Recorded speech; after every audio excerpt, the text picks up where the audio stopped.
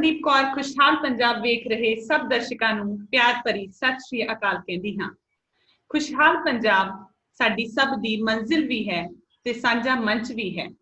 ਨੌਜਵਾਨਾਂ ਦੁਆਰਾ ਤਿਆਰ ਇਹ ਮੰਚ ਉਹਨਾਂ ਸਭ ਦੋਸਤਾਂ ਨੂੰ ਸਮਰਪਿਤ ਹੈ ਜੋ ਸਕਾਰਾਤਮਕ ਸੋਚ ਰੱਖਦੇ ਹਨ, ਜੋ ਪੰਜਾਬ ਸਾਹਮਣੇ ਪੇਸ਼ ਚੁਣੌਤੀਆਂ ਵਿੱਚੋਂ ਵੀ ਉਸਾਰੂ ਹੱਲ ਵੇਖਦੇ ਹਨ ਅਤੇ ਜੋ ਪੰਜਾਬ ਨੂੰ ਖੁਸ਼ਹਾਲੀ ਵੱਲ ਤੋਰ ਸਕਦੇ ਹਨ।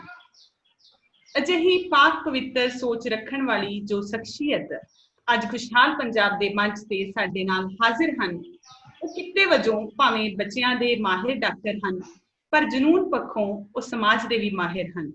ਬਰੀਕ ਤੰਦਾਂ ਨੂੰ ਫਰੋਲਦੇ ਹੋਏ ਉਹ ਸਮਾਜਿਕ ਸਮੱਸਿਆਵਾਂ ਦੀ ਜੜ ਤੱਕ ਆ ਪਹੁੰਚਦੇ ਹਨ। ਤੁਸੀਂ ਜਾਣ ਹੀ ਗਏ ਹੋਵੋਗੇ, ਮੈਂ ਗੱਲ ਕਰ ਰਹੀ ਹਾਂ ਡਾਕਟਰ ਹਰਸ਼ਿੰਦਰ ਕੌਰ ਜੀ ਬਾਰੇ। ਡਾਕਟਰ ਸਾਹਿਬ, ਖੁਸ਼ਹਾਲ ਪੰਜਾਬ ਦੇ ਮੰਚ ਉੱਤੇ ਅਸੀਂ ਤੁਹਾਡਾ ਹਾਰਦਿਕ ਸਵਾਗਤ ਕਰਦੇ ਹਾਂ। ਜੀ ਸਤਿ ਸ਼੍ਰੀ ਅਕਾਲ। ਮੈਂ ਮਾਣ ਮਹਿਸੂਸ ਕਰ ਰਹੀ ਹਾਂ ਕਿ ਸਾਡੀ ਨੌਜਵਾਨ ਪੀੜ੍ਹੀ ਨੇ ਉਹ ਤੰਦਾਂ ਫੜੀਆਂ ਨੇ ਜਿਹੜੀਆਂ ਸ਼ਾਇਦ ਸਿਉਂਕ ਦੀਆਂ ਖਾਧੀਆਂ ਜਾ ਚੁੱਕੀਆਂ ਨੇ ਤੇ ਉਹਨਾਂ ਨੂੰ ਨਵੀਂ ਲੱਕੜ ਦੀ ਲੋੜ ਸੀ। ਤੇ ਜਦੋਂ ਲੱਕੜ ਤੁਰ ਕੇ ਆ ਪਹੁੰਚ ਰਹੀ ਹੋਵੇ, ਤੁਸੀਂ ਅੰਦਾਜ਼ਾ ਹੀ ਨਹੀਂ ਲਾ ਸਕਦੇ ਕਿੰਨੀ ਖੁਸ਼ੀ ਦੀ ਗੱਲ ਏ। ਸ਼ੁਕਰ ਏ ਇੱਕ ਸਾਨੂੰ ਸਾਹਮਣੇ ਚਾਨਣ ਦੀ ਕਿਰਨ ਤਾਂ ਦਿਸੀ ਕਿ ਕੁਝ ਨਾ ਕੁਝ ਕਿਸੇ ਨਾ ਕਿਸੇ ਪਾਸਿਓਂ ਚੰਗਾ ਜ਼ਰੂਰ ਹੁਣ ਵਾਪਰੇਗਾ। ਜੀ ਮਿਹਰਬਾਨੀ। ਇਹ ਜ਼ਿਕਰ ਕਰਦਿਆਂ ਸਾਨੂੰ ਬੜੀ ਖੁਸ਼ੀ ਹੁੰਦੀ ਹੈ ਕਿ ਡਾਕਟਰ ਹਰਸ਼ਿੰਦਰ ਕੌਰ ਜੀ ਨੂੰ ਜੇ ਨੈਸ਼ਨਲ ਦੂਰਦਰਸ਼ਨ ਨੇ ਸਟੀਲ ਵੂਮਨ ਆਫ ਇੰਡੀਆ ਦਾ ਨਾਮ ਦਿੱਤਾ ਤਾਂ SGPC ਨੇ ਫਖਰ-ਏ-ਕੌਮ ਨਾਲ ਨਿਵਾਜ਼ਿਆ। 2 ਵਾਰ ਸਟੇਟ ਅਵਾਰਡ ਮਿਲਿਆ, ਮਾਣਯੋਗ ਰਾਸ਼ਟਰਪਤੀ ਜੀ ਦੁਆਰਾ ਸਨਮਾਨਿਤ ਕੀਤਾ ਗਿਆ। Doctor Harshinder top 100 woman achievers of India ਵਿੱਚ ਵੀ ਸ਼ੁਮਾਰ ਰਹੇ ਅਤੇ ਸੰਯੁਕਤ ਰਾਸ਼ਟਰ ਸੰਗਠਨ ਵੱਲੋਂ ਇੰਟਰਨੈਸ਼ਨਲ ਵੂਮਨ ਰਾਈਟ ਐਕਟਿਵਿਸਟ ਸਨਮਾਨ ਦਿੱਤਾ ਗਿਆ। ਆਪਣੀ ਭਾਸ਼ਾ ਤੇ ਡਾਕਟਰ ਹਰਸ਼ਿੰਦਰ ਜੀ ਨੂੰ ਇੰਨਾ ਮਾਣ ਹੈ ਕਿ ਸੰਯੁਕਤ ਰਾਸ਼ਟਰ ਸੰਗਠਨ ਵਿੱਚ ਜਾ ਕੇ ਇਹਨਾਂ ਨੇ ਪੰਜਾਬੀ ਦੇ ਵਿੱਚ ਭਾਸ਼ਣ ਦਿੱਤਾ। ਪੰਜਾਬ ਦੇ ਲੋਕਾਂ ਨਾਲ ਪਿਆਰ ਦਾ ਸਬੂਤ ਇਸ ਗੱਲ ਤੋਂ ਮਿਲ ਜਾਂਦਾ ਹੈ ਜਦੋਂ ਕੋਈ ਪੈਂਦੀ ਧੁੰਦ ਵਿੱਚ ਸਰੋਂ ਦਾ ਸਾਗ ਲੈ ਕੇ ਮੈਡਮ ਦੇ ਬੂਹੇ ਅੱਗੇ ਆ ਖਲੋਂਦਾ ਹੈ ਤਾਂ ਡਾਕਟਰ ਸਾਹਿਬ ਲਈ ਇਸ ਤੋਂ ਵੱਡਾ ਸਨਮਾਨ ਕੁਝ ਨਹੀਂ ਹੁੰਦਾ। ਤਾਂ ਹੀ ਤਾਂ ਡਾਕਟਰ ਹਰਸ਼ਿੰਦਰ ਜੀ ਨੂੰ ਪੰਜਾਬ ਦੀ ਧੀ ਦੇ ਨਾਮ ਨਾਲ ਬੁਲਾਇਆ ਜਾਂਦਾ ਹੈ। ਆਓ ਪੰਜਾਬ ਦੀ ਇਸ ਧੀ ਦੇ ਨਾਲ ਗੱਲ ਛੇੜਦੇ ਹਾਂ ਕਿ ਕੀ ਹੱਲ ਹੈ ਪੰਜਾਬ ਦੀਆਂ ਉਹਨਾਂ ਲੱਖਾਂ ਕਰੋੜਾਂ ਧੀਆਂ ਦੇ ਦੁੱਖਾਂ ਦਾ ਜੋ ਕੁੱਖ ਤੋਂ ਕਬਰ ਤੱਕ ਅਤਿਆਚਾਰਾਂ ਦਾ ਸ਼ਿਕਾਰ ਹੋ ਰਹੀਆਂ ਨੇ। ਡਾਕਟਰ ਸਾਹਿਬ, ਸਵਾਲਾਂ ਦੀ ਲੜੀ ਸ਼ੁਰੂ ਕਰਨ ਲੱਗਿਆਂ ਮੈਂ ਕਹਿਣਾ ਚਾਹਾਂਗੀ ਕਿ ਔਰਤ ਤੇ ਤਸ਼ੱਦਦ ਕੋਈ ਅੱਜ ਦੇ ਸਮੇਂ ਦੀ ਗੱਲ ਨਹੀਂ, ਇਹ ਪੁਰਾਤਨ ਸਮੇਂ ਕਾਲ ਤੋਂ ਹੀ ਚੱਲਿਆ ਆ ਰਹੀ ਹੈ। ਬੁੱਧੀਜੀਵੀ ਵਰਗ ਇਸ ਦਾ ਹੱਲ ਔਰਤ ਦੀ ਆਰਥਿਕ ਆਤਮ ਨਿਰਭਰਤਾ ਦੇ ਵਿੱਚੋਂ ਵੇਖਦਾ ਹੈ। ਅੱਜ ਦੀ ਔਰਤ ਆਰਥਿਕ ਪੱਖੋਂ ਆਤਮ ਨਿਰਭਰ ਹੋ ਰਹੀ ਹੈ ਤਾਂ ਕੀ ਔਰਤ ਤੇ ਹੋਣ ਵਾਲਾ ਤਸ਼ੱਦਦ ਵੀ ਕੁਝ ਘਟਿਆ ਹੈ ਜਾਂ ਫਿਰ ਤਸ਼ੱਦਦ ਨੇ ਆਪਣਾ ਰੂਪ ਬਦਲ ਲਿਆ ਪਰ ਤਸੀਰ ਉਹੀ ਹੈ? ਜ਼ਿਕਰ ਕਿਉਂਕਿ ਕਰੋਨਾ ਦੇ ਸਮੇਂ ਕੀਤਾ ਗਿਆ ਹੈ, ਜਿਸ ਤਰ੍ਹਾਂ ਦੀ ਅਸੀਂ ਇਹ ਅੱਜ ਦੀ ਮੀਟਿੰਗ ਸ਼ੁਰੂ ਕੀਤੀ ਹੈ, ਮੈਂ ਤੁਹਾਡੇ ਸਵਾਲ ਦੇ ਜਵਾਬ ਦੇਣ ਤੋਂ ਪਹਿਲਾਂ ਕਿ ਅੱਜ ਦੀ ਸਾਡੀ ਅਸਲੀਅਤ ਕੀ ਹੈ ਥੋੜਾ ਸ਼ੀਸ਼ਾ ਵਿਖਾਉਣਾ ਚਾਹੁੰਦੀ ਹਾਂ, ਜਿੱਥੋਂ ਸਮਝ ਆਵੇ ਕਿ ਅਸੀਂ ਕਿਹੜੇ ਪਾਸਿਓਂ ਪੱਲਾ ਫੜਨਾ ਹੈ ਤੇ ਕਿੱਧਰੋਂ ਕੰਮ ਸ਼ੁਰੂ ਕਰਨਾ ਹੈ। ਅਸੀਂ ਕਦੇ ਵੀ, ਮੈਂ ਜ਼ਿਕਰ ਕਰ ਰਹੀ ਹਾਂ, ਕਦੇ ਵੀ ਔਰਤ ਪ੍ਰਤੀ ਕਦੇ ਵਧੀਆ ਰਵੱਈਆ ਜਾਂ ਵਧੀਆ ਸੋਚ ਪਾਲ ਹੀ ਨਹੀਂ ਸਕੇ। ਇਹ ਨਹੀਂ ਹੈ ਕਿ ਮੈਂ ਸਾਰੇ ਸਮੂਹ ਮਰਦ ਜ਼ਾਤ ਉੱਤੇ ਕੋਈ ਚਿੱਕੜ ਸੁੱਟ ਰਹੀ ਹਾਂ। ਮੇਰਾ ਕਹਿਣ ਦਾ ਭਾਵ ਇਹ ਹੈ ਕਿ ਅਸੀਂ ਇਸ ਕਰਕੇ ਮੈਂ ਸਾਰੇ ਇਨਕਲੂਡ ਕਰ ਲਏ ਕਿ ਜਦੋਂ ਅਸੀਂ ਆਵਾਜ਼ ਨਾ ਚੁੱਕੀਏ ਤਾਂ ਜਿਹੜੇ ਆਵਾਜ਼ ਨਾ ਚੁੱਕਣ ਉਹ ਬੰਨੇ ਜਾਂਦੇ ਨੇ ਕਿ ਉਸ ਜ਼ੁਲਮ ਦੇ ਵਿੱਚ ਭਾਗੀਦਾਰ ਨੇ। ਅੱਜ ਤੋਂ ਨਹੀਂ, ਸਾਡੇ ਪੱਥਰ ਯੁੱਗ ਸਮੇਂ ਤੋਂ ਧੀਆਂ ਸਾਡੀਆਂ ਉਦੋਂ ਵੀ ਜੰਮਦੇ ਸਾਰ ਮਾਰੀਆਂ ਜਾਂਦੀਆਂ ਰਹੀਆਂ ਨੇ, ਇਸ ਹਾਲ ਤੱਕ ਕਿ ਖੂਹ ਮਿਲੇ ਨੇ ਜਿੱਥੇ ਨਵ ਜੰਮੀਆਂ ਬੱਚੀਆਂ ਦੇ ਉੱਥੇ ਸੁੱਟੇ ਜਿਹੜੇ ਅੰਸ਼ ਜਿੰਨੇ ਵੀ ਮਿਲੇ ਨੇ, ਖੂਹ ਦੇ ਖੂਹ ਭਰੇ ਹੋਏ ਸਾਨੂੰ ਲੱਭੇ ਜਾ ਚੁੱਕੇ ਨੇ ਖੁਦਾਈ ਦੌਰਾਨ, ਕਿ ਨਵ ਜੰਮੀਆਂ ਬੱਚੀਆਂ ਕਿਵੇਂ ਸੁੱਟੀਆਂ ਜਾਂਦੀਆਂ ਰਹੀਆਂ। ਕਿਸ ਤਰੀਕੇ ਕਬੀਲਿਆਂ ਵਿੱਚ ਜਦੋਂ ਉਦੋਂ ਹੱਲੇ ਬੋਲਦੇ ਸਨ, ਉਦੋਂ ਵੀ ਔਰਤਾਂ ਜਿਹੜੀਆਂ ਸਨ, ਜਵਾਨ ਜਾਂ ਜਵਾਨ ਬੱਚੀਆਂ ਜਿਹੜੀਆਂ ਖੂਬਸੂਰਤ ਹੁੰਦੀਆਂ ਸਨ, ਵੱਢ ਦਿੱਤੀਆਂ ਜਾਂਦੀਆਂ ਸਨ ਕਿ ਇਹਨਾਂ ਨਾਲ ਕੋਈ ਧਾੜ ਵੀ ਜਦੋਂ ਆਉਣਗੇ ਬਲਾਤਕਾਰ ਨਾ ਕਰਨ ਜਾਂ ਇਹਨਾਂ ਦਾ ਨਾ ਸ਼ੋਸ਼ਣ ਕਰਨ। ਸੋ ਉਸ ਤਰੀਕੇ ਉਦੋਂ ਵੀ ਕੀਤਾ ਜਾਂਦਾ ਸੀ। ਹਾਲ ਇਹ ਸੀ ਕਿ ਬਾਲ ਹੈਮਨ ਦੇਵਤਾ ਦੇ ਬਾਰੇ ਜ਼ਿਕਰ ਮਿਲਦਾ ਹੈ। ਸਾਲ 'ਚ ਇੱਕ ਵਾਰ ਜਦੋਂ ਉਹਦਾ ਤਿਉਹਾਰ ਮਨਾਇਆ ਜਾਂਦਾ ਸੀ, ਉਦੋਂ ਬਾਲਟੀ ਭਰ ਕੇ ਉਹਨੂੰ ਲਹੂ ਦੇ ਨਾਲ ਉਹਦੀ ਮੂਰਤੀ ਧੋਣੀ ਹੁੰਦੀ ਸੀ। ਸੋ ਉਸ ਕਬੀਲੇ 'ਚ ਜਾਂ ਉਸ ਇਲਾਕੇ ਵਿੱਚ ਜਿੰਨੀਆਂ ਵੀ ਨਵ ਜੰਮੀਆਂ ਤੋਂ ਲੈ ਕੇ ਸਾਲ ਭਰ ਦੀਆਂ ਬੱਚੀਆਂ ਹੁੰਦੀਆਂ ਸੀ, ਸਾਰਿਆਂ ਦੀ ਛਾਤੀ ਪਾੜ ਕੇ ਦਿਲ ਚੋਂ ਲਹੂ ਨਿਚੋੜ ਕੇ ਉਹ ਬਾਲਟੀ ਭਰੀ ਜਾਂਦੀ ਸੀ। ਇਹ ਤੱਥ ਮਿਲ ਚੁੱਕੇ ਨੇ ਸਬੂਤ ਸਾਡੇ ਕੋਲ, ਕਿਵੇਂ ਛਾਤੀ ਦੀਆਂ ਹੱਡੀਆਂ ਪਾੜੀਆਂ ਹੋਈਆਂ, ਇਸ ਤਰੀਕੇ ਦੀਆਂ ਹੱਡੀਆਂ ਜੋ ਬੱਚੀਆਂ ਦੀਆਂ ਲੱਭੀਆਂ ਨੇ। ਤੇ ਇਹ ਰਵਾਇਤ ਚਲਦੀ ਬਾਰੇ ਵੀ ਲਿਖਤੀ ਜ਼ਿਕਰ ਵੀ ਮੌਜੂਦ ਹੈ। ਸੋ ਇਹ ਚੀਜ਼ਾਂ ਸਾਬਤ ਹੋ ਚੁੱਕੀਆਂ ਨੇ ਕਿ ਇਸ ਤਰੀਕੇ ਉਦੋਂ ਵਿਹਾਰ ਔਰਤ ਨਾਲ ਕੀਤਾ ਜਾਂਦਾ ਸੀ। ਜਦੋਂ ਤੱਕ ਅਸੀਂ ਇਸੇ ਤਰ੍ਹਾਂ ਤਰਦੇ ਤੁਰਦੇ ਜੇ ਅੱਗੇ ਆਉਨੇ ਆ, ਤਾਂ ਧਰਮ ਨੇ ਕਦੇ ਵੀ ਔਰਤ ਨੂੰ ਬਰਾਬਰੀ ਦਾ ਦਰਜਾ ਦਿੱਤਾ ਹੀ ਨਹੀਂ। ਤੇ ਖਿਆਲ ਰਹੇ ਧਰਮ ਬਣਾਉਣ ਵਾਲੇ ਕੌਣ ਸਨ? ਧਰਮ ਬਣਾਉਣ ਵਾਲੇ ਵੀ ਆਦਮੀ ਹੀ ਸਨ, ਉਹਨਾਂ ਵੱਲੋਂ ਹੀ ਇਹ ਬਣਾਇਆ ਗਿਆ, ਜਿਨ੍ਹਾਂ ਵਿੱਚ ਮਨੂ ਸਮ੍ਰਿਤੀ ਦਾ ਜ਼ਿਕਰ ਕਰਨਾ ਚਾਹੁੰਦੀ ਹਾਂ ਕਿ ਮਨੂ ਸਮ੍ਰਿਤੀ ਵਿੱਚ ਜਿਸ ਤਰੀਕੇ ਦਾ ਬੇਕਦਰੀ ਜੋ ਔਰਤ ਦੀ ਉਸ ਵਿੱਚ ਜ਼ਿਕਰ ਮਿਲਦਾ ਹੈ, ਵੱਡੀ ਪੱਧਰ ਤੇ ਖੰਡਨ ਕਿਉਂ ਨਹੀਂ ਕੀਤਾ ਗਿਆ? ਮੈਂ ਇਸ ਲਈ ਸਾਰਿਆਂ ਨੂੰ ਵਿੱਚ ਸਮੇਤ ਔਰਤਾਂ ਦੇ ਸਮੇਤ ਮਰਦਾਂ ਦੇ ਉਸ ਸਮੇਂ ਦੇ ਜੋ ਸਨ ਸ਼ਾਮਲ ਕਰਨਾ ਚਾਹੁੰਦੀ ਹਾਂ ਕਿ ਉਹ ਇਸ ਜ਼ੁਲਮ ਵਿੱਚ ਬਰਾਬਰ ਦੇ ਹਿੱਸੇਦਾਰ ਸਨ, ਕਿਉਂਕਿ ਨਾ ਔਰਤਾਂ ਨੇ ਆਵਾਜ਼ ਚੁੱਕੀ ਤੇ ਜਿਹੜੀਆਂ ਚੁੱਕ ਰਹੀਆਂ ਸਨ ਉਹਨਾਂ ਨੂੰ ਸਾੜ ਦਿੱਤਾ ਜਾਂਦਾ ਸੀ। ਇਹਦੇ ਵੀ ਪ੍ਰਤੱਖ ਸਬੂਤ ਨੇ। ਪਰ ਜਦੋਂ ਵੱਡੀ ਪੱਧਰ ਇਹ ਵੇਖ ਰਹੇ ਸਨ ਸਾਰੇ ਮਰਦ ਕਿ ਇਸ ਤਰੀਕੇ ਦਾ ਕਿ ਔਰਤ ਨੂੰ ਦੂਜਾ ਵਿਆਹ ਕਰਾਉਣ ਦੀ ਲੋੜ ਨਹੀਂ, ਜੇ ਪਤੀ ਤੋਂ ਮੁੰਡਾ ਨਹੀਂ ਹੁੰਦਾ ਤਾਂ ਪੂਰੇ ਕੁਨਬੇ ਦੇ ਉਹਦੇ ਰਿਸ਼ਤੇਦਾਰੀ ਦੇ ਮਰਦ ਵੀ ਉਹਦੇ ਨਾਲ ਸੰਬੰਧ ਰੱਖ ਸਕਦੇ ਨੇ ਜਦ ਤੱਕ ਨਾ ਬੇਟਾ ਪੈਦਾ ਹੋਏ, ਤੇ ਕਿਸ ਤਰੀਕੇ ਉਹਦੇ ਵਿੱਚ ਦਰਜ ਹੈ ਕਿ ਇੰਨਾ ਜ਼ੁਲਮ ਕਰ ਦਿਓ ਉਹਨੂੰ ਵਿਆਹ ਕੇ ਲਿਆਉਣ ਤੇ, ਸਾਰਾ ਦਿਨ ਕੰਮਕਾਰ ਪਤੀ ਦੀ ਸੇਵਾ 'ਚ, ਕਿ ਉਹਨੂੰ ਇਹ ਪਤਾ ਹੀ ਨਾ ਲੱਗੇ ਕਿ ਉਹ ਜ਼ਿੰਦਾ ਵੀ ਹੈ ਕਿ ਮੁਰਦਾ। ਸਵੇਰ ਤੋਂ ਸ਼ਾਮ ਤੱਕ ਕੰਮ ਵਿੱਚ ਦੱਬ ਦਿਓ ਤੇ ਉਹਨੂੰ ਘੋੜੇ ਦੇ ਛਾਂਟੇ ਨਾਲ ਕੁੱਟੋ। ਯਾਨੀ ਇਹੋ ਜਿਹਾ ਬੇਅੰਤ ਚੀਜ਼ਾਂ ਜੋ ਦਰਜ ਨੇ, ਛੱਡੋ ਮੈਂ ਉਹਦੀ ਡਿਟੇਲ 'ਚ ਨਹੀਂ ਜਾਣਾ ਚਾਹੁੰਦੀ, ਤੋਂ ਲੈ ਕੇ ਕਦੇ ਵੀ ਧਰਮ ਨੇ ਜਿੰਨੇ ਵੀ ਤੁਸੀਂ ਦੇਖ ਰਹੇ ਹੋਵੋਗੇ ਕਿ ਰੋਕਾਂ ਲਾਈਆਂ, ਹਮੇਸ਼ਾ ਔਰਤ ਤੇ ਲਾਈਆਂ। ਕਿਸੇ ਵੀ ਧਰਮ ਵਿੱਚ ਵੇਖ ਲਈਏ, ਭਾਵੇਂ ਉਹ ਅਸੀਂ ਬਾਈਬਲ ਦੇ ਵਿੱਚ ਜ਼ਿਕਰ ਕਰੀਏ ਜਾਂ ਅਸੀਂ ਕੁਰਾਨ ਦਾ ਜ਼ਿਕਰ ਕਰੀਏ ਜਾਂ ਅਸੀਂ ਹਿੰਦੂ ਧਰਮ ਜਾਂ ਸਿੱਖ ਧਰਮ, ਕਿਸੇ ਵੀ ਧਰਮ ਦੀ ਗੱਲ ਕਰ ਲਈਏ, ਉਹਨੇ ਔਰਤ ਨੂੰ ਬਰਾਬਰੀ ਦੇਣ ਦਾ ਦਰਜਾ ਦਾ ਜ਼ਿਕਰ ਕੀਤਾ ਹੀ ਨਹੀਂ, ਸਿਵਾਏ ਇੱਕ ਸਿੱਖ ਧਰਮ ਵਿੱਚ ਜੇ ਸਾਨੂੰ ਮਿਲਦਾ ਵੀ ਇਹ ਆਵਾਜ਼ ਚੁੱਕੀ ਕਿ ਗੁਰੂ ਸਾਹਿਬਾਨ ਨੇ ਔਰਤ ਦੇ ਹੱਕ ਵਿੱਚ ਆਵਾਜ਼ ਚੁੱਕੀ, ਤਾਂ ਖਿਮਾ ਕਰਿਓ ਔਰਤ ਨੂੰ ਬਰਾਬਰੀ ਦਾ ਦਰਜਾ ਦੇਣ ਵਿੱਚ ਜੋ ਅਗਾਂਹ ਤੋਰਨ ਵਾਲੇ ਸਨ, ਜਿਨ੍ਹਾਂ ਨੇ ਅੱਗੋਂ ਆਪਣੇ ਹੱਥ ਵਿੱਚ ਧਰਮ ਦੀ ਨੂੰ ਸਿਆਸਤ ਬਣਾ ਕੇ ਆਪਣੇ ਹੱਥ ਵਿੱਚ ਸਾਂਭਿਆ ਗਿਆ। ਯੂਨਾਈਟਿਡ ਨੇਸ਼ਨਜ਼ ਅਨੁਸਾਰ ਅੱਜ ਵੀ, ਮੈਂ ਸਿਰਫ 2020 ਦੀ ਗੱਲ ਕਰ ਰਹੀ ਹਾਂ, 2020 ਸਨ ਦੀ 20 ਜਨਵਰੀ ਦੇ ਵਿੱਚ ਜੋ ਰਿਪੋਰਟ UN ਵੱਲੋਂ ਆਈ ਸੀ, ਉਸਨੇ ਕਿਹਾ ਹੈ ਕਿ ਔਰਤ ਦੁਨੀਆ ਦੇ ਕਿਸੇ ਹਿੱਸੇ ਵਿੱਚ ਸੁਰੱਖਿਅਤ ਨਹੀਂ ਹੈ। ਅੱਜ ਨਾ ਆਪਣੇ ਘਰ ਦੇ ਪਿਛਵਾੜੇ ਵਿੱਚ, ਨਾ ਮਾਂ ਦੀ ਕੁੱਖ ਵਿੱਚ, ਕਿਤੇ ਵੀ ਸੁਰੱਖਿਅਤ ਨਹੀਂ। ਤੇ ਦੁਨੀਆ ਦਾ ਕੋਈ ਅਜਿਹਾ ਮੁਲਕ ਨਹੀਂ ਜਿਹੜਾ ਔਰਤ ਨੂੰ ਮਰਦ ਦੇ ਬਰਾਬਰ ਦੀ ਤਨਖਾਹ ਦਿੰਦਾ ਹੋਏ, ਇੱਕੋ ਜਿਹੇ ਕੰਮ ਦੇ ਵਿੱਚ ਵੀ। ਵਿਕਸਿਤ ਮੁਲਕ ਅਮਰੀਕਾ ਵਰਗੇ ਵਿੱਚ ਵੀ ਇਸ ਵੇਲੇ ਤੱਕ 68% ਔਰਤਾਂ ਉਹਨੇ ਬਰਾਬਰ ਦਾ ਕੰਮ ਕਰਦਿਆਂ ਵੀ ਘੱਟ ਤਨਖਾਹਾਂ ਲੈ ਰਹੀਆਂ ਨੇ। ਸੋ ਆਪਣੀ ਗੱਲ ਜੇ ਹਿੰਦੁਸਤਾਨ ਦੀ ਕਰਾਂਗੇ ਤੇ ਗੱਲ ਹੀ ਬਹੁਤ ਪਿਛਾਂ ਰਹਿ ਜਾਂਦੀ। ਜਿਹੜੀਆਂ ਚੋਟੀ ਦੀਆਂ ਅਸੀਂ 1 ਜਾਂ 2% ਔਰਤਾਂ ਵੇਖਦੇ ਹਾਂ ਜੋ ਸਿਖਰਾਂ ਤੇ ਪਹੁੰਚੀਆਂ ਨੇ, ਜੋ ਕਿ ਭਾਵੇਂ ਪ੍ਰਧਾਨ ਮੰਤਰੀ ਦਾ ਹੋਏ ਅਹੁਦਾ ਜਾਂ ਕੋਈ ਵੀ ਯਾਨੀ ਮੈਂਬਰ ਪਾਰਲੀਮੈਂਟ ਹੋਣ ਜਾਂ ਯਾਨੀ ਅਸੈਂਬਲੀਆਂ ਵਿੱਚ, ਜਿੱਥੇ ਵੀ ਮਰਜ਼ੀ ਔਰਤ ਪਹੁੰਚੀ ਹੋਵੇ, ਕਿਸੇ ਨਾ ਕਿਸੇ ਰੂਪ ਵਿੱਚ ਤਸ਼ੱਦਦ ਦਾ ਸ਼ਿਕਾਰ ਜ਼ਰੂਰ ਹੋ ਰਹੀ ਹੈ। ਭਾਵੇਂ ਉਹ ਮਾੜੀ ਸ਼ਬਦਾਵਲੀ ਦਾ ਜੋ ਉਹਦੇ ਲਈ ਵਰਤੀ ਗਈ ਹੋਵੇ, ਜਾਂ ਮੈਂ ਕੈਨੇਡਾ ਦੀ ਇੱਕ ਮੰਤਰੀ ਦੀ ਜ਼ਰੂਰ ਗੱਲ ਕਰਨਾ ਚਾਹੁੰਦੀ ਹਾਂ, ਜਿਹੜੀ ਔਰਤ ਉਹ ਡੀਲ ਕਰ ਰਹੀ ਸੀ, ਮਿਨਿਸਟਰ ਸੀ, ਮੈਂ ਮਿਲੀ ਹਾਂ ਉਹਨੂੰ ਆਪ ਪਾਰਲੀਮੈਂਟ ਵਿੱਚ, ਆਟਵਾ ਵਿੱਚ ਉਹਦੇ ਨਾਲ ਮੁਲਾਕਾਤ ਹੋਈ। ਮੈਂ ਹੈਰਾਨ ਸਾਂ ਜਦੋਂ ਉਹਦੇ ਮੂੰਹੋਂ ਵੀ ਮੈਂ ਸੁਣਿਆ ਕਿ ਉਹ ਵੀ ਡੋਮੈਸਟਿਕ ਵਾਇਲੈਂਸ ਦੀ ਸ਼ਿਕਾਰ ਹੁੰਦੀ ਰਹੀ ਹੈ। ਸੋ ਮੈਨੂੰ ਸਮਝ ਆ ਗਈ ਸੀ ਉਸ ਥਾਂ ਤੋਂ ਕਿ ਔਰਤ ਹੀ ਆਪਣੇ ਅਹੁਦੇ ਨੂੰ ਬਚਾਉਣ ਲਈ ਜਾਂ ਸਮਾਜਿਕ ਸ਼ਰਮ ਜਾਂ ਕਿਸੇ ਵੀ ਢੰਗ ਤਰੀਕੇ ਆਪਾਂ ਮੰਨ ਲਈਏ, ਤੇ ਔਰਤ ਜ਼ੁਲਮ ਸਹਿਣ ਨੂੰ ਆਪਣਾ ਇੱਕ ਯਾਨੀ ਜ਼ਿੰਦਗੀ ਦਾ ਇੱਕ ਅੰਗ ਹੀ ਸਮਝ ਬੈਠੀ ਹੈ ਕਿ ਮੈਂ ਸਹਿਣਾ ਹੈ।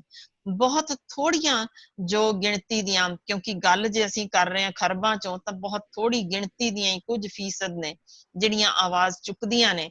ਆਪਣੇ ਲਈ ਵੀ ਜਾਂ ਆਪਣੀ ਜ਼ਾਤ ਵਾਲਿਆਂ ਲਈ, ਉਹਨਾਂ ਦੇ ਗਿਣਤੀ ਇਸ ਕਦਰ ਥੋੜੀ ਹੈ ਕਿ ਸਮਾਜ ਵਿਚਲੇ ਥੋੜੇ ਅਨਸਰ ਜੋ ਮਾੜੇ ਵੀ ਨੇ ਉਹਨਾਂ ਦਾ ਵਿਰੋਧ ਕਰਕੇ ਖੁਸ਼ੀ ਮਨਾਉਂਦੇ ਨੇ, ਦੂਜਿਆਂ ਨੂੰ ਦੱਸਦੇ ਨੇ ਕਿ ਅਸੀਂ ਕਿਵੇਂ ਢਾਹ ਲਿਆ, ਭਾਵੇਂ ਉਹਦੇ ਸਰੀਰ ਪ੍ਰਤੀ ਕੁਛ ਗੰਦਗੀ ਬੋਲਣ ਨਾਲ, ਜਾਂ ਬਹੁਤੇ ਜੋ ਮੈਸੇजेस ਅਸੀਂ ਵੇਖ ਲੈਂਦੇ ਹਾਂ ਕਿ ਇਹਦਾ ਬਲਾਤਕਾਰ ਕਰ ਦਿਓ। ਇਹ ਇੱਕ ਸਟੈਂਡਰਡ ਜਿਹਾ ਸ਼ਬਦ ਲੱਭ ਗਿਆ ਕਿ ਕਿਵੇਂ ਵੀ ਯਾਨੀ ਉਹਦੀ ਇੱਜ਼ਤ ਨੂੰ ਤਾਰ-ਤਾਰ ਕਰਨ ਲਈ ਜੋ ਵੀ ਕੁਝ ਵਰਤ ਸਕਦੇ ਆ, ਤਾਂ ਕਿ ਉਹ ਆਪਣੀ ਜ਼ਾਤ ਵਾਲੀਆਂ ਲਈ ਵੀ ਆਵਾਜ਼ ਨਾ ਚੁੱਕੇ ਤੇ ਨਾ ਹੀ ਆਪਣੇ ਲਈ ਚੁੱਕ ਸਕੇ। ਇਹ ਸੀ ਜਿਹੜਾ ਮੈਂ ਤੁਹਾਨੂੰ ਵੱਡੀ ਪੱਧਰ ਤੇ ਸਾਰਾ ਕੁਝ ਸਮਝਾਉਣਾ ਚਾਹਿਆ। ਪਰ ਗੱਲ ਇਹ ਹੈ ਕਿ ਔਰਤ ਜ਼ਾਤ ਕਦੇ ਖਤਮ ਨਹੀਂ ਹੋਈ।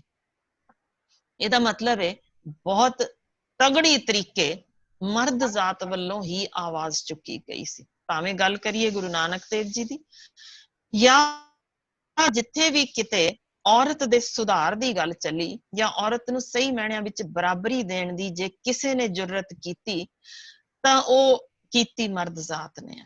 ਇਹਦਾ ਮਤਲਬ ਹੈ ਮੈਂ ਬਹੁਤ ਸਾਰੇ ਆਪ ਮਿਲੀ ਆ ਅਜਿਹੇ ਪਿਤਾ ਜਿਨ੍ਹਾਂ ਨੇ ਕਿਹਾ ਕਿ ਅਸੀਂ ਇੱਕ ਹੀ ਧੀ ਰੱਖਣੀ ਹੈ, ਅਸੀਂ ਉਹਨੂੰ ਪੁੱਤਰ ਵਾਂਗ ਨਹੀਂ ਧੀ ਵਾਂਗ ਹੀ ਪਾਲਣਾ ਹੈ, ਪਰ ਸਾਡੇ ਲਈ ਉਸਦੇ ਹੁੰਦਿਆਂ ਪੁੱਤਰ ਦੀ ਜ਼ਰੂਰਤ ਨਹੀਂ ਹੈ। ਬਹੁਤ ਸਾਰੇ ਨੇ, ਇੱਕ ਅੱਧ ਵੀ ਨਹੀਂ, ਗਿਣਤੀ ਵੀ ਨਹੀਂ ਕੀਤੀ ਜਾਣੀ, ਜਿਹੜੇ ਮਾਣ ਕਰਦੇ ਨੇ ਆਪਣੀਆਂ ਪਤਨੀਆਂ ਤੇ ਕਿ ਸਾਡੀਆਂ ਪਤਨੀਆਂ ਸਾਡੇ ਤੋਂ ਅਗਾਂਹ ਚੱਲੀਆਂ ਨੇ। ਬਹੁਤ ਅੱਛੀ ਗੱਲ ਹੈ। ਬਿਲਕੁਲ ਇਸੇ ਤਰ੍ਹਾਂ ਇਹੋ ਜਿਹੇ ਵੀ ਨੇ ਪਿਓ ਜਿਹੜੇ ਆਪਣੀਆਂ ਮਾਵਾਂ ਤੇ ਮਾਣ ਕਰਦੇ ਨੇ, ਯਾਨੀ ਆਪਣੀਆਂ ਮਾਵਾਂ ਲਈ ਵੀ, ਪਤਨੀਆਂ ਲਈ ਵੀ, ਭੈਣਾਂ ਲਈ ਵੀ, ਧੀਆਂ ਲਈ ਵੀ ਮਰਦ ਜ਼ਾਤ ਖੜੀ ਹੋਈ ਹੈ। ਉਹਨਾਂ ਨੇ ਔਰਤ ਨੂੰ ਈਵਨ ਕਿ ਗੁਰੂ ਦੀ ਮਹਿਮਾ ਵਿੱਚ ਗਾਏ ਕੀਰਤਨ ਜਾਂ ਸ਼ਬਦ ਗਾਣ ਦੀ ਵੀ ਇਜਾਜ਼ਤ ਨਹੀਂ ਦਿੱਤੀ। ਅੱਜ ਤੱਕ ਵੀ ਔਰਤ ਅਪਵਿੱਤਰ ਮੰਨੀ ਜਾਂਦੀ ਹੈ ਕਿ ਜੇ ਉਹਨੂੰ ਮਾਹਵਾਰੀ ਆਉਂਦੀ ਹੈ ਤੇ ਉਹ ਗੁਰਦੁਆਰਿਆਂ ਮੰਦਿਰਾਂ ਵਿੱਚ ਜਾ ਨਹੀਂ ਸਕਦੀ। ਯਾਨੀ ਇਸ ਕਦਰ ਨੀਵੀਂ ਸੋਚ ਤੋਂ ਅਸੀਂ ਸ਼ੁਰੂ ਹੁੰਦੇ ਹਾਂ। ਮੈਂ ਇਸ ਕਰਕੇ ਸਾਰਾ ਦੱਸਿਆ ਕਿ ਇਸ ਦੇ ਵਿਰੋਧ ਵਿੱਚ ਜੇ ਕੋਈ ਕਹਿੰਦਾ ਜੇ ਕਿ ਮੈਂ ਔਰਤ ਦੇ ਹੱਕ ਵਿੱਚ ਖੜਾ, ਤਾਂ ਕਿੰਨੇ ਕੁ ਜਣਿਆਂ ਨੇ ਸਮੂਹਕ ਤੌਰ ਤੇ ਆਵਾਜ਼ ਚੁੱਕੀ ਕਿ ਭਾਈ ਮੰਦਿਰਾਂ ਜਾਂ ਗੁਰਦੁਆਰਿਆਂ ਵਿੱਚ ਔਰਤ ਦੇ ਵੜਨ ਦੀ ਰੋਕ ਕਿਉਂ ਹੈ ਤੇ ਕੌਣ ਨੇ ਇਹ ਕਾਨੂੰਨ ਬਣਾਉਣ ਵਾਲੇ, ਤੇ ਕਿਸ ਆਧਾਰ ਉੱਤੇ ਇਹ ਕਾਨੂੰਨ ਬਣਾਇਆ ਗਿਆ। ਜਿਹੜੇ ਜੰਮੇ ਔਰਤ ਦੀ ਕੁੱਖ ਵਿੱਚੋਂ ਸੀ, ਜਿਨ੍ਹਾਂ ਦੇ ਸਰੀਰ ਅੰਦਰ ਆਪ ਅੱਜ ਦੇ ਦਿਨ ਵੀ ਔਰਤ ਦਾ ਅੱਧਾ ਅੰਸ਼ ਹੈ, ਯਾਨੀ ਐਕਸ ਕ੍ਰੋਮੋਸੋਮ ਤੋਂ ਬਗੈਰ ਮਰਦ ਵੀ ਅਧੂਰਾ ਹੈ, ਤੇ ਔਰਤ ਵਿੱਚ ਸਗੋਂ 2 ਐਕਸ ਨੇ, ਤੇ ਜੇ ਉਹ ਇੱਕ ਐਕਸ ਦੇ ਨਾਲ ਹੀ ਜ਼ਿੰਦਗੀ ਉਹਨੂੰ ਪ੍ਰਦਾਨ ਹੋਈ ਹੈ ਤਾਂ ਕਿਉਂ, ਆਖਰ ਕਿਉਂ ਉਸ ਆਪਣੇ ਅੱਧ ਨੂੰ ਵੀ ਉਹ ਨਿੰਦਦਾ ਹੈ, ਤੇ ਕਿਉਂ ਫਿਰ ਔਰਤ ਜ਼ਾਤ ਨੂੰ ਵੀ ਨਿੰਦਦਾ ਹੈ ਜਿਹਦੇ ਕੁੱਖੋਂ ਹੀ ਉਹ ਬਣ ਕੇ ਆਇਆ ਹੈ। ਇਸ ਕਰਕੇ ਸਮੂਹ ਮਨੁੱਖ ਜਾਤੀ ਇਸ ਵੇਲੇ ਕਸੂਰਵਾਰ ਹੈ ਜੇ ਇੱਕ ਵੀ ਔਰਤ ਜਾਂ ਬੱਚੀ ਤੇ ਜ਼ੁਲਮ ਹੁੰਦਾ ਜੇ। ਜਦੋਂ ਤੱਕ ਅਸੀਂ ਆਪਣੇ ਆਪ ਨੂੰ ਉਹਦੇ ਵਿੱਚ ਸ਼ਾਮਲ ਕਸੂਰਵਾਰ ਨਹੀਂ ਸਮਝਦੇ, ਸੱਚ ਜਾਣਿਓ ਅਸੀਂ ਉਹਨੂੰ ਠੀਕ ਕਰਨ ਦਾ ਯਤਨ ਵੀ ਨਹੀਂ ਲਵੇ। ਸੋ ਲੋੜ ਹੈ ਜ਼ਮੀਨੀ ਪੱਧਰ ਤੇ ਜਿਹੜੇ ਸਕੂਲਾਂ ਦੇ ਵਿੱਚ ਇਸ ਵੇਲੇ ਬੱਚੇ ਪਹੁੰਚ ਰਹੇ ਨੇ, ਭਾਵੇਂ ਕੁੜੀ ਹੈ ਭਾਵੇਂ ਮੁੰਡਾ, ਦੋਨਾਂ ਨੂੰ ਸਾਨੂੰ ਉਸ ਸਮੇਂ ਟਾਰਗੇਟ ਕਰਨ ਦੀ ਲੋੜ ਹੈ ਕਿ ਤੁਸੀਂ ਸਮਾਜ ਵਿੱਚ ਕਿਸ ਤਰੀਕੇ ਅਗਾਂਹ ਵਧਣਾ ਹੈ। ਉਹਨਾਂ ਨੇ ਨਵਾਂ ਸਮਾਜ ਸਿਰਜਣਾ, ਸੋ ਸਾਡਾ ਪੂਰਾ ਜ਼ੋਰ ਉਹਨਾਂ ਦੇ ਜੋ ਚੈਪਟਰਸ ਪੜ੍ਹਾਏ ਜਾਂਦੇ ਨੇ ਉਹਨਾਂ ਵਿੱਚ ਤਬਦੀਲੀ, ਕਿਸ ਤਰੀਕੇ ਉਹਨਾਂ ਦਾ ਬਿਹੇਵੀਅਰ ਹੋਣਾ ਚਾਹੀਦਾ ਹੈ ਸਕੂਲ ਦੇ ਵਿੱਚ ਆਪਣੀਆਂ ਹਾਨਣਾ ਦੇ ਨਾਲ, ਕਿਸ ਤਰੀਕੇ ਉਹਨਾਂ ਨੂੰ ਸਿਖਾਇਆ ਜਾਏ। ਜੀ ਮੈਮ, ਤੁਸੀਂ ਔਰਤ ਤੇ ਹੁੰਦੇ ਤਸ਼ੱਦਦ ਦੀ ਕਹਾਣੀ ਬਿਆਨ ਕੀਤੀ ਹੈ ਜੋ ਕਿ ਪੁਰਾਤਨ ਸਮੇਂ ਕਾਲ ਤੋਂ ਅਜੋਕੇ ਸਮੇਂ ਦੌਰਾਨ ਸਾਨੂੰ ਜਾਣਕਾਰੀ ਦਿੱਤੀ ਹੈ, ਜਿਹਦੇ ਵਿੱਚ ਅੱਜ ਦੀਆਂ ਔਰਤਾਂ ਆਰਥਿਕ ਤੌਰ ਤੇ ਆਤਮ ਨਿਰਭਰ ਹੋ ਰਹੀਆਂ ਨੇ, ਤੇ ਉਹਨਾਂ ਦੀ ਵੀ ਬੇਹਾਲੀ ਨੂੰ ਤੁਸੀਂ ਬਿਆਨ ਕੀਤਾ ਕਿ ਕਿਵੇਂ ਉਹ sexual harassment at work place face ਕਰ ਰਹੀਆਂ ਨੇ। ਤਾਂ ਇੱਕ ਵਰਤਾਰਾ ਸਾਡੇ ਵੇਖਣ ਦੇ ਵਿੱਚ ਆਉਂਦਾ ਹੈ ਕਿ ਜਦੋਂ ਔਰਤ ਇਸ ਖਿਲਾਫ ਕੋਈ ਉਦਮ ਕਰਦੀ ਹੈ ਤੇ ਉਹਨੂੰ ਨਿਆਂ ਨਹੀਂ ਮਿਲ ਪਾਉਂਦਾ, ਤਾਂ ਉਹਨੂੰ ਇੱਕੋ ਇੱਕ ਰਸਤਾ ਅੰਤ ਤੇ ਜੋ ਬਚਦਾ ਹੈ ਕਿ ਉਹ ਆਪਣੀ ਨੌਕਰੀ ਤੋਂ ਰਿਜ਼ਾਈਨ ਦੇ ਦਿੰਦੀ ਹੈ। ਉੱਚੇ ਅਹੁਦੇ ਤੇ ਬਿਰਾਜਮਾਨ ਔਰਤ ਵੀ ਇਸ ਤਸ਼ੱਦਦ ਦਾ ਸ਼ਿਕਾਰ ਹੋ ਕੇ ਆਪਣੀ ਨੌਕਰੀ ਛੱਡ ਦਿੰਦੀ ਹੈ। ਇਸ ਵਰਤਾਰੇ ਨੂੰ ਤੁਸੀਂ ਕਿੱਦਾਂ ਵੇਖਦੇ ਹੋ? ਜਿਹੜੀ ਆਪਾਂ ਗੱਲ ਕਰ ਰਹੇ ਹਾਂ ਜੀ ਵਰਕ ਪਲੇਸ ਦੇ ਉੱਤੇ ਜੋ ਵੀ ਇਸ ਵੇਲੇ ਜ਼ੁਲਮ ਹੋ ਰਿਹਾ ਹੈ, ਉਹ ਸਾਨੂੰ ਸਭ ਨੂੰ ਪਤਾ ਹੈ ਹਰ ਲੈਵਲ ਤੇ ਹੋ ਰਿਹਾ ਹੈ। ਉਹਨੂੰ ਟੈਕਲ ਕਰਨ ਦਾ ਢੰਗ ਅਸਲ 'ਚ ਜੇ ਮੈਂ ਗੱਲ ਕਰਾਂ, ਇਹ ਬੜੀ ਤੁਹਾਨੂੰ ਲੱਗੇਗੀ ਅਜੀਬ, ਪਰ ਜਦੋਂ ਵੀ ਕੋਈ ਔਰਤ ਉੱਚੇ ਅਹੁਦੇ ਤੇ ਪਹੁੰਚਦੀ ਹੈ, ਅਸੀਂ ਉਮੀਦ ਕਰਦੇ ਹਾਂ ਕਿ ਉਹ ਉਸ ਅਹੁਦੇ ਤੇ ਪਹੁੰਚ ਕੇ ਬਾਕੀ ਔਰਤਾਂ ਲਈ ਇੱਕ ਮਿਸਾਲ ਸਾਬਤ ਹੋਏਗੀ, ਉਹਨਾਂ ਲਈ ਸਟਰੈਂਥ ਬਣੇਗੀ, ਉਹਨਾਂ ਦੇ ਹੱਕ ਵਿੱਚ ਨਿਤਰੇਗੀ। ਅਜਿਹਾ ਹੁੰਦਾ ਨਹੀਂ। ਦਰਅਸਲ ਜਿੰਨੇ ਵੀ ਖੋਜਾਂ ਹੋ ਚੁੱਕੀਆਂ ਨੇ, ਉਹ ਪਤਾ ਇਹ ਲੱਗਦਾ ਹੈ ਕਿ ਜਦੋਂ ਉਹ ਉਸ ਪੱਧਰ ਤੇ ਪਹੁੰਚੇ, ਉਹਦੇ ਮਨ ਅੰਦਰਲਾ ਜਿੰਨਾ ਵੀ ਗੁੱਸਾ ਉਦੋਂ ਤੱਕ ਹੁੰਦਾ ਹੈ, ਉਹ ਮਰਦ ਜ਼ਾਤ ਪ੍ਰਤੀ ਜਦੋਂ ਸ਼ੁਰੂ ਦਾ ਹੁੰਦਾ ਉਸ ਤਰ੍ਹਾਂ, ਪਰ ਉੱਥੇ ਪਹੁੰਚ ਕੇ ਉਹਨੂੰ ਲੱਗਦਾ ਹੈ ਕਿ ਮੈਂ ਬਿਲਕੁਲ ਹੁਣ ਮਰਦ ਹੀ ਸ਼ਾਇਦ ਬਣ ਚੁੱਕੀ ਹਾਂ। ਉਸ ਲੈਵਲ ਤੇ ਆਪਣੇ ਆਪ ਨੂੰ ਸਮਝਦੇ ਆ, ਉਹ ਵੀ ਓਨਾ ਹੀ ਤਸ਼ੱਦਦ ਢਾਉਣ ਲੱਗ ਜਾਂਦੀ ਹੈ, ਯਾਨੀ ਮੁਸ਼ਕਲਾਂ ਨਹੀਂ ਸਮਝਦੀ। ਇਹ ਅਸਲੀਅਤ ਜੇ, ਕਿਉਂਕਿ ਤੁਸੀਂ UPSC ਵਿੱਚ ਜਾਣਦੇ ਪਏ ਹੋ, ਮੈਂ ਤੁਹਾਨੂੰ ਤਾਂ ਦੱਸ ਰਹੀ ਹਾਂ, ਬਹੁਤ ਸਾਰੀਆਂ IAS ਆਫੀਸਰਸ ਜੋ ਲੇਡੀ ਨੇ, ਉਹ ਵੀ ਆਪਣੇ ਅਧੀਨ ਕੰਮ ਕਰਦੀਆਂ ਔਰਤਾਂ ਲਈ ਸੁਹਿਰਦ ਨਹੀਂ ਹਨ। ਇਸ ਕਦਰ ਯਾਨੀ ਉਹਨਾਂ ਦਾ ਅਸੀਂ ਐਟੀਟਿਊਡ ਦੇ ਵਿੱਚ ਸਟੱਡੀ ਹੋ ਚੁੱਕੀ ਹੈ, ਇੰਟਰਨੈਸ਼ਨਲ ਲੈਵਲ ਤੇ ਸਟੱਡੀ ਹੋ ਚੁੱਕੀ ਹੈ ਕਿ ਜਦੋਂ ਔਰਤਾਂ ਦੇ ਵੀ ਹੱਥ ਵਿੱਚ ਅਸੀਂ ਦੇ ਕੇ ਜਦੋਂ ਸੋਚਦੇ ਸਾਂ ਪੋਜ਼ਿਟਿਵ ਰਿਐਕਸ਼ਨ ਆਏਗਾ, ਨਹੀਂ ਹੋ ਰਿਹਾ। ਇਹਦਾ ਮਤਲਬ ਹੈ ਕਿ ਹੇਠਲੀ ਪੱਧਰ ਤੇ ਸਾਨੂੰ ਕੰਮ ਕਰਨ ਦੀ ਲੋੜ ਹੈ, ਜਿੱਥੇ ਔਰਤਾਂ ਪ੍ਰਤੀ ਹੁੰਦੇ ਤਸ਼ੱਦਦ ਲਈ ਜੋ ਕਮੇਟੀਆਂ ਬਣੀਆਂ ਹੋਣ, ਉਹਨਾਂ ਰਾਹੀਂ ਹੀ ਕੰਮ ਹੋ ਸਕਦਾ ਹੈ। ਅਲਟੀਮੇਟ ਸਟਰੈਂਥ ਜਿਵੇਂ ਇੱਕ ਪਾਸੇ ਅਸੀਂ ਹਰ ਮੇਲ ਦੇ ਮਨ ਵਿੱਚ ਜੋ ਪੈਦਾ ਕਰਨੀ ਹੈ, ਉਸੇ ਤਰ੍ਹਾਂ ਫੀਮੇਲ ਨੂੰ ਉਹਨੂੰ ਬਰਾਬਰ ਲਿਆਉਣ ਲਈ ਘਰਾਂ ਦੇ ਅੰਦਰੋਂ ਸਿੱਖਿਆ ਦੇਣੀ ਪਏਗੀ ਕਿ ਹਾਂ, ਮੇਰੀ ਬੇਟੀ ਤੇ ਮੇਰੇ ਬੇਟਾ ਸੱਚ ਇੱਕੋ ਬਰਾਬਰ ਨੇ। ਉੱਥੋਂ ਹੀ ਉਹਨਾਂ ਨੂੰ ਸਿਖਾਉਣਾ ਪਏਗਾ। ਜਦੋਂ ਹੌਲੀ ਹੌਲੀ ਇਹ ਨੈਕਸਟ ਜਦੋਂ ਆਏਗੀ ਜਨਰੇਸ਼ਨ, ਉਹਦੇ ਵਿੱਚ ਤਬਦੀਲੀ ਜ਼ਰੂਰ ਦੇਖ ਸਕਦੇ ਹਾਂ ਤੁਸੀਂ। ਅੱਜ ਦੇ ਦਿਨ ਵੀ ਜੇ ਦੇਖੋ, ਜਿਹੜੇ ਸਟੂਡੈਂਟਸ ਨੇ, ਜਦੋਂ ਹੁਣ ਦੇ ਜਿਹੜੇ ਨਵੇਂ ਵਿਆਹੁੰਦੇ ਨੇ, ਉਹਨਾਂ ਨੂੰ ਇਸ ਤਰ੍ਹਾਂ ਦਾ ਬਹੁਤੇ ਵੱਡੇ ਵਿਤਕਰੇ ਨਹੀਂ ਕਰਦੇ। ਉਹ ਬਰਾਬਰ ਕਿਚਨ ਵਿੱਚ ਵੀ ਖੜੇ ਹੁੰਦੇ ਨੇ, ਲੜਕੀਆਂ ਵੀ ਬਾਹਰ ਜੌਬ ਕਰਦੀਆਂ ਨੇ, ਬੱਚੇ ਵੀ ਸਾਂਭ ਰਹੇ ਨੇ। ਸੋ ਕਾਫੀ ਚੇਂਜਸ ਦਿਖ ਰਹੀਆਂ ਨੇ ਆਉਂਦੇ ਸਮੇਂ ਲਈ, ਜੋ ਕਿ ਅਸੀਂ ਉਮੀਦ ਕਰਦੇ ਹਾਂ ਕਿ ਜਿਵੇਂ ਜਿਵੇਂ ਵਧੇਗਾ ਜ਼ਰੂਰ ਇਸ 'ਚ ਫਰਕ ਪਏਗਾ। ਕਿਉਂਕਿ ਜੇ ਕਹੀਏ ਕਿ 100% ਲੋਕ ਉਧਰ ਟਰਨ ਹੋ ਜਾਣ, ਨਹੀਂ ਹੋਣਗੇ। ਪਰ ਹਾਲ ਦੀ ਘੜੀ ਜੇ ਅਸੀਂ ਆਪ ਬਾਹਰੋਂ ਜਾ ਕੇ ਵਿੱਚ ਇੰਟਰਫੀਅਰ ਕਰਾਂਗੇ, ਉਹ ਨਹੀਂ ਹੋ ਸਕਣਾ। ਪਰ ਫਿਰ ਵੀ ਸਟਰੈਂਥ ਹਰ ਇੱਕ ਦੀ ਇੰਡੀਵਿਜੂਅਲ ਫਾਈਟ ਵਾਸਤੇ ਕਰਨੀ ਹੈ, ਜੋ ਉਹਨੂੰ ਆਪਣੀ ਅੰਦਰਲੀ ਤਾਕਤ ਉਜਾਗਰ ਕਰਨੀ ਪਏਗੀ। ਜੀ, ਇੱਥੋਂ ਸਾਨੂੰ ਇਹ ਪਤਾ ਚੱਲਦਾ ਹੈ ਕਿ ਔਰਤ ਨੂੰ ਸਿਰਫ ਆਰਥਿਕ ਤੌਰ ਤੇ ਸਮਰੱਥ ਬਣਾ ਦੇਣਾ ਹੀ ਪੂਰਨ ਨਹੀਂ ਹੈ। ਬਿਲਕੁਲ ਨਹੀਂ ਹੈ। ਸਾਨੂੰ ਔਰਤ ਦੀ ਸੁਰੱਖਿਆ ਤੇ ਵੀ ਉਨਾ ਹੀ ਧਿਆਨ ਦੇਣਾ ਪਏਗਾ। ਔਰਤ ਘਰੋਂ ਬਾਹਰ ਨਿਕਲਦੀ ਆ ਤਾਂ ਐਜ਼ ਏ ਅਪਰਚੁਨਿਟੀ ਨਾ ਗਿਣੀ ਜਾਵੇ, ਉੱਥੇ ਵੀ ਉਹਦੀ ਸੁਰੱਖਿਆ ਉਨੀ ਹੀ ਹੋਵੇ, ਉਨੀ ਹੀ ਮਹਿਫੂਜ਼ ਹੋਵੇ ਜਿਵੇਂ ਉਹ ਆਪਣੇ ਘਰ ਦੇ ਵਿੱਚ ਮਹਿਸੂਸ ਕਰਦੀ ਹੈ। ਪਰ ਉਹਨੂੰ ਕਰਨ ਲਈ ਸਾਨੂੰ ਜ਼ਰੂਰੀ ਹੈ ਇਸ ਵੇਲੇ ਕੁਝ ਸੋਚ ਵਿੱਚ ਤਬਦੀਲੀ ਲਿਆਉਣ ਲਈ ਕਿ ਜਿੰਨੇ ਸਾਡੇ ਸੁਹਿਰਦ ਪਿਓ ਨੇ, ਉਹਨਾਂ ਨੂੰ ਥੋੜੀ ਜਿਹੀ ਇਹ ਤਾੜਨਾ ਦੇਣੀ ਪੈਣੀ ਹੈ ਵੀ ਕਾਕਾ, ਮੇਰੀ ਕਾਰ ਹੈ ਤੇ ਤੇਰੇ ਲਈ ਇਹ ਅਯਾਸ਼ੀ ਦਾ ਸਾਧਨ ਨਹੀਂ ਹੈ, ਆਪ ਕਮਾਓ। ਕਿਉਂਕਿ ਜਿਹੜਾ ਲੇਟੈਸਟ ਟ੍ਰੈਂਡ ਇਸ ਵੇਲੇ ਜੋ ਇਹਨੂੰ ਸੁਧਾਰਨ ਲਈ, ਕਿਉਂਕਿ ਅਮਰੀਕਾ ਨੰਬਰ 1 ਹੈ ਜਿੱਥੇ ਕ੍ਰਾਈਮ ਬੱਚਿਆਂ ਵਿੱਚ ਵੀ ਬਹੁਤ ਵੱਧ ਹੈ, ਹਥਿਆਰ ਬਹੁਤ ਵੱਧ ਨੇ, ਸੋ ਉਹਨਾਂ ਨੂੰ ਵੀ ਇਹੋ ਢੰਗ ਲੱਭਿਆ ਹੈ। ਅਲਟੀਮੇਟਲੀ ਉਹ ਝਾਕ ਰਹੇ ਨੇ ਸਾਡੇ ਸੱਭਿਅਤਾ ਵੱਲ ਕਿ ਭਾਰਤੀ ਸੱਭਿਅਤਾ ਵਿੱਚ ਇਹ ਛੋਟੇ ਹੋਣ ਤੇ ਕਿਉਂ ਇੰਨਾ ਕ੍ਰਾਈਮ ਨਹੀਂ ਹੈ। ਜੋ ਉਹਨਾਂ ਨੂੰ ਢੰਗ ਤਰੀਕਾ ਲੱਭਿਆ ਉਹ ਇਹੋ ਦਿਸਿਆ ਕਿ ਅਸਲ ਵਿੱਚ ਇੱਥੇ ਅਸੀਂ ਛੋਟੇ ਹੋਣ ਤੋਂ ਜੋ ਪਹਿਲਾਂ, ਕਿਉਂਕਿ ਇਹ ਪਹਿਲਾਂ ਦੀ ਗੱਲ ਹੈ, ਹੁਣ ਤਾਂ ਅਸੀਂ ਵੀ ਉਹਨਾਂ ਦੇ ਬਰਾਬਰ ਕ੍ਰਾਈਮ ਪਹੁੰਚਿਆ ਜਾਂਦਾ ਕਿ ਬੱਚੇ ਨੂੰ ਸਿਖਾਇਆ ਜਾਂਦਾ ਸੀ ਕਿ ਵਡੇਰਿਆਂ ਦੇ ਪੈਰਾਂ ਨੂੰ ਹੱਥ ਲਾਣਾ, ਸਵੇਰੇ ਉੱਠ ਕੇ ਸਭ ਨੂੰ ਸਤਿ ਸ਼੍ਰੀ ਅਕਾਲ ਬੁਲਾਣੀ ਹੈ। ਯਾਨੀ ਉਹ ਸੱਭਿਆਚਾਰ ਸੀ ਸਾਡਾ, ਜਿਹਨੂੰ ਅਸੀਂ ਤਰੋੜ ਮਰੋੜ ਕੇ ਵਿਕਸਿਤ ਮੁਲਕਾਂ ਦਾ ਵਿੱਚ ਪਾ ਲਿਆ, ਜਿੱਥੇ ਛੋਟੇ ਬੱਚੇ ਨੂੰ ਅੱਜ ਅਸੀਂ ਸਿਖਾਉਂਦੇ ਹੀ ਗੋਲੀ ਮਾਰਨਾ, ਬੰਦੂਕ ਚੱਕ, ਤੇਰਾ ਕੰਮ ਗੁੱਡੀ ਫੜਨਾ ਨਹੀਂ ਹੈ, ਤੂੰ ਗੋਲੀ ਮਾਰਨੀ ਹੈ। ਤੇ ਕੁੜੀ ਨੂੰ ਕਹਿੰਦੇ ਖਬਰਦਾਰ ਤੂੰ ਬੰਦੂਕ ਨੂੰ ਹੱਥ ਲਾਏ, ਤੇਰਾ ਕੰਮ ਹੈ ਗੁੱਡੀਆਂ ਪਟੋਲੇ ਖੇਡ। ਸੋ ਅਸੀਂ ਹੀ ਵਿਤਕਰਾ ਇਹ ਪੈਦਾ ਉਹਨਾਂ ਦੇ ਮਨਾਂ ਵਿੱਚ ਕਰ ਦਿੰਦੇ ਹਾਂ ਕਿ ਤੂੰ ਸੀਮਤ ਰਹਿਣਾ, ਤੂੰ ਬੰਦ ਰਹਿਣਾ, ਤੂੰ ਇਸ ਤਰ੍ਹਾਂ ਹੱਸਣਾ, ਤੂੰ ਇਸ ਤਰ੍ਹਾਂ ਬੈਠਣਾ। ਇਹ ਤਹਿਜ਼ੀਬ ਬਣਾਉਣ ਵਾਲੇ, ਇਹ ਹੱਦਾਂ ਬੰਨਣ ਵਾਲੇ ਅਸੀਂ ਆਪ ਹਾਂ। ਜੀ, ਤਾਂ ਇਸ ਤਰ੍ਹਾਂ ਅਸੀਂ ਸਮਝਦੇ ਹਾਂ ਕਿ ਪਰਿਵਾਰ ਪੱਧਰ ਤੇ ਸਾਨੂੰ ਪਾਲਣ ਪੋਸ਼ਣ ਦੇ ਵਿੱਚ ਕਾਫੀ ਸੁਧਾਰਾਂ ਦੀ ਲੋੜ ਹੈ, ਕਿਉਂਕਿ ਸਾਨੂੰ ਨਹੀਂ ਪਤਾ ਹੁੰਦਾ ਸਾਡੀ ਕਿਸ ਗੱਲ ਤੋਂ ਬੱਚੇ ਕੀ ਸਿੱਖੀ ਜਾ ਰਹੇ ਨੇ। ਤੇ ਗੱਲ ਅੱਗੇ ਤੋਰਦੇ ਹਾਂ ਜੀ, ਇੱਕ ਪੀੜਤ ਵਰਗ ਹੈ ਜੋ ਇਨਸਾਫ ਨਹੀਂ ਜਿਸ ਨੂੰ ਮਿਲ ਪਾਉਂਦਾ, ਇੱਕ ਉਹ ਵਰਗ ਵੀ ਹੈ ਜੋ ਇਨਸਾਫ ਬਾਰੇ ਸੋਚਣ ਤੋਂ ਵੀ ਘਬਰਾਉਂਦਾ ਹੈ, ਕਿਉਂਕਿ ਇੱਜ਼ਤ ਆਬਰੂ ਦਾ ਮਸਲਾ ਉਹਨਾਂ ਦੇ ਰਾਹ ਦੇ ਵਿੱਚ ਅੜਿੱਕਾ ਬਣ ਜਾਂਦਾ ਹੈ। ਡਾਕਟਰ ਸਾਹਿਬ ਅਸੀਂ ਪੁੱਛਣਾ ਚਾਹਾਂਗੇ ਕਿ ਦੋਵਾਂ ਵਰਗਾਂ ਦੀ ਮਾਨਸਿਕਤਾ ਉੱਪਰ ਇਸ ਵਰਤਾਰੇ ਦਾ ਕੀ ਅਸਰ ਵੇਖਣ ਨੂੰ ਮਿਲਦਾ?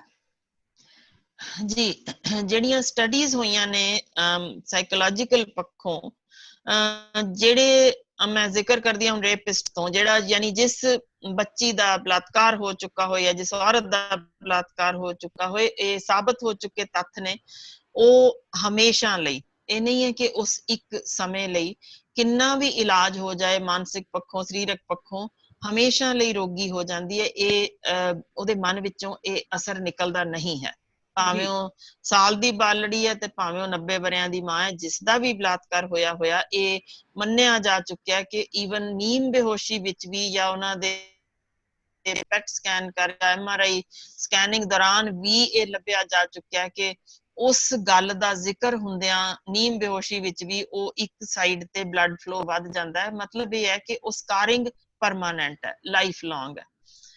ਇਸੇ ਲਈ ਇਹ ਔਰਤਾਂ ਵਾਪਸ ਲੀਹ ਤੇ ਲਿਆਉਣੀਆਂ ਬਹੁਤ ਔਖੀਆਂ ਹੁੰਦੀਆਂ ਨੇ, ਬਹੁਤ ਹੀ ਔਖਾ।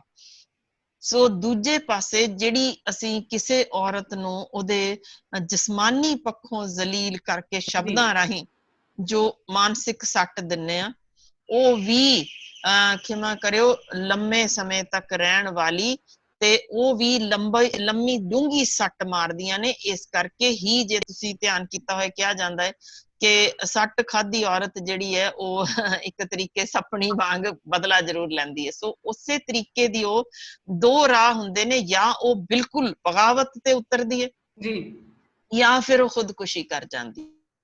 ਯਾਨੀ ਵਿਚਕਾਰਲਾ ਹਿੱਸਾ ਅਸੀਂ ਔਰਤ ਲਈ ਛੱਡਿਆ ਨਹੀਂ।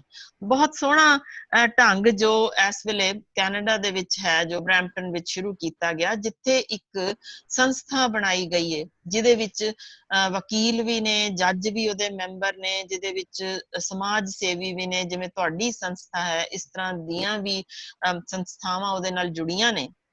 ਉਹਦੇ ਵਿੱਚ ਬਰਾਬਰ ਨੇ ਔਰਤ ਤੇ ਮਰਦ ਗਿਣਤੀ ਵਿੱਚ।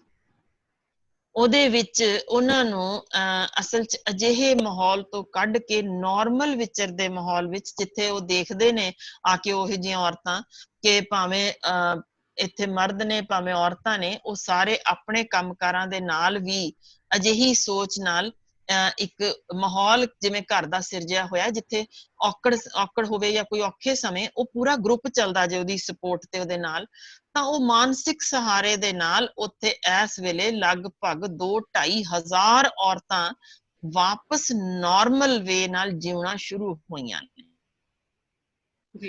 ਕਿਉਂਕਿ ਤੁਸੀਂ ਰਾਹ ਲੱਭਦੇ ਹੋ ਤੇ ਮੈਂ ਸੱਚਮੁੱਚ ਤੁਹਾਨੂੰ ਸੈਲੂਟ ਕਰਦੀ ਹਾਂ, ਤੁਸੀਂ ਨੇਕ ਕੰਮ ਨੂੰ ਤੁਰੇ ਹੋ। ਤੇ ਉਹ ਵੀ ਇਸ ਯੂਥ ਦੇ ਵਿੱਚ, ਜਦੋਂ ਕਿ ਸਾਨੂੰ ਉਮੀਦ ਵੀ ਹੈ ਤੇ ਅਸੀਂ ਲੋੜ ਵੀ ਸਮਝਦੇ ਹਾਂ ਕਿ ਇਸ ਵੇਲੇ ਸਮਾਜ ਨੂੰ ਇਸ ਤਰ੍ਹਾਂ ਦੀ ਲੋੜ ਹੈ। ਮੈਂ ਜਦੋਂ ਤੁਸੀਂ ਜ਼ਿਕਰ ਕੀਤਾ ਕਿ ਟੌਪ 100 ਵੂਮਨ ਅਚੀਵਰਸ ਵਿੱਚ, ਮੈਂ ਆਪ ਵੇਖਿਆ ਬੰਬੇ ਦੀ ਇੱਕ ਔਰਤ ਜਿਹਨੂੰ ਅਵਾਰਡ ਉਦੋਂ ਮੇਰੇ ਨਾਲ ਹੀ ਦਿੱਤਾ ਸੀ।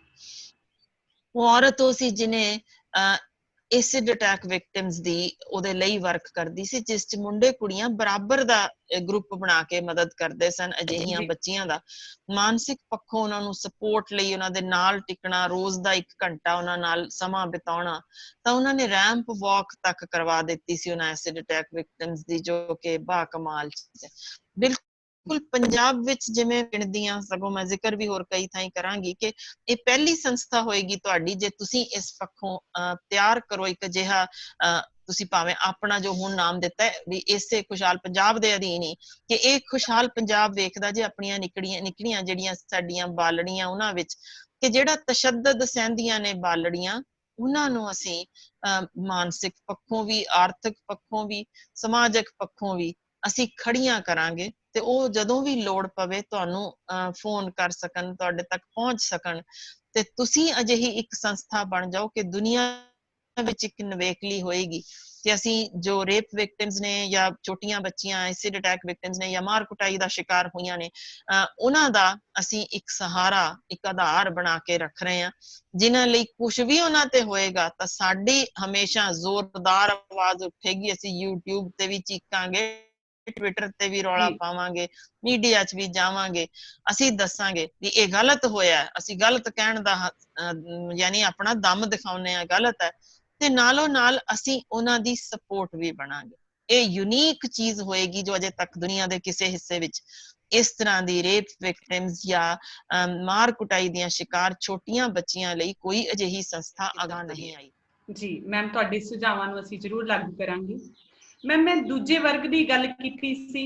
ਦੂਜਾ ਵਰਗ ਉਹ ਹੈ ਇੱਜ਼ਤ ਆਬਰੂ ਦੇ ਮਸਲਿਆਂ ਕਾਰਨ ਅੱਗੇ ਨਹੀਂ ਆਉਂਦਾ, ਕਿਉਂਕਿ ਕਿਤੇ ਨਾ ਕਿਤੇ ਲਵ ਅਫੇਅਰਸ ਦੇ ਮਸਲਿਆਂ ਦੇ ਵਿੱਚ ਆ ਕੇ ਉਹ ਮਾਨਸਿਕ ਸੱਟ ਖਾ ਬੈਠਦਾ ਹੈ। ਨਾ ਉਹ ਆਪਣੇ ਦੋਸਤਾਂ ਨਾਲ ਇਸ ਵਿਸ਼ੇ ਤੇ ਜ਼ਿਕਰ ਕਰ ਸਕਦਾ ਹੈ, ਨਾ ਉਹ ਆਪਣੇ ਪਰਿਵਾਰ ਨਾਲ ਕਰ ਸਕਦਾ, ਨਾ ਹੀ ਸਮਾਜ ਤੋਂ ਕੋਈ ਨਿਆਂ ਦੀ ਆਸ ਰੱਖ ਸਕਦਾ ਹੈ, ਤੇ ਅੰਦਰ ਹੀ ਅੰਦਰ ਘੁੱਟਦਾ ਰਹਿੰਦਾ ਹੈ। ਤੇ ਜਿੱਦਾਂ ਤੁਸੀਂ ਕਿਹਾ ਕਿ ਉਹ ਬਗਾਵਤ ਤੇ ਨਿਕਲ ਆਉਂਦਾ ਹੈ, ਤੇ ਇਸ ਰਾਹ ਤੇ ਤੁਰ ਕੇ ਕਿਤੇ ਨਾ ਕਿਤੇ ਉਹ ਖੁਦ ਕੋਈ ਨਾ ਕੋਈ ਅਪਰਾਧ ਕਰ ਬੈਠਦਾ ਹੈ। ਇਸ ਬਾਰੇ ਤੁਸੀਂ ਕੀ ਨਾਲ ਜਦੋਂ ਤਬਦੀਲੀ ਆਉਂਦੀ ਜੇ ਤਾਂ ਉਹ ਯਕੀਨਨ ਉਥਲ-ਪੁਥਲ ਕਰ ਦਿੰਦੀ। ਅੱਜ ਦੇ ਦਿਨ ਸਾਡਾ ਸਮਾਜ ਪ੍ਰੇਮ ਵਿਆਹ ਨੂੰ ਇੰਨਾ ਬਹੁਤ ਹੀ ਵੱਡੀ ਪੱਧਰ ਤੇ ਜ਼ਿਕਰ ਕਰਨੀ ਮਾੜਾ ਨਹੀਂ ਸਮਝਦਾ। ਬਥੇਰੇ ਰੌਲੇ ਗੋਲੇ ਦੇ ਵਿੱਚ ਵੀ ਫਿਰ ਵੀ ਇਹ ਹੋ ਰਹੇ ਨੇ ਜੀ। ਲਗਭਗ ਜੋ 35 ਤੋਂ 40% ਨੇ ਲੋਕ ਜਿਹੜੇ ਇਸ ਤਰ੍ਹਾਂ ਦੇ ਰਿਸ਼ਤੇ ਨਹੀਂ ਮੰਨਦੇ, ਖਾਸ ਕਰ ਖਾਪ ਪੰਚਾਇਤਾਂ ਜਾਂ ਰਾਜਸਥਾਨ ਦੇ ਕੁਝ ਇਲਾਕੇ ਨੇ ਜਿਹੜੇ ਖਾਸ ਤੌਰ ਤੇ ਇਹਦੇ ਲਈ ਨਹੀਂ ਤਿਆਰ। ਇਸੇ ਤਰ੍ਹਾਂ ਪੰਜਾਬ ਦਾ ਕੁਝ ਵਰਗ ਜੋ ਖਾਸ ਮੈਂ ਉਹਨਾਂ ਦਾ ਨਾਮ ਅਲੱਗ ਨਹੀਂ ਲੈਣਾ ਚਾਹੁੰਦੀ, ਕਾਸਟ ਦੇ ਆਧਾਰ ਤੇ ਜਿਵੇਂ ਵੀ ਉਹ ਸਾਡੇ ਯਾਨੀ ਇਹ ਸੋਚ ਉਹਨਾਂ ਵਿੱਚ ਅਜੇ ਬੜੀ ਤਗੜੀ ਪੱਕੀ ਜੜ ਫੜੀ ਬੈਠੀ ਹੈ ਜੀ। ਉਸਨੂੰ ਤਬਦੀਲ ਕਰਨਾ ਰਾਤੋਂ ਰਾਤ ਸੰਭਵ ਨਹੀਂ ਹੈ।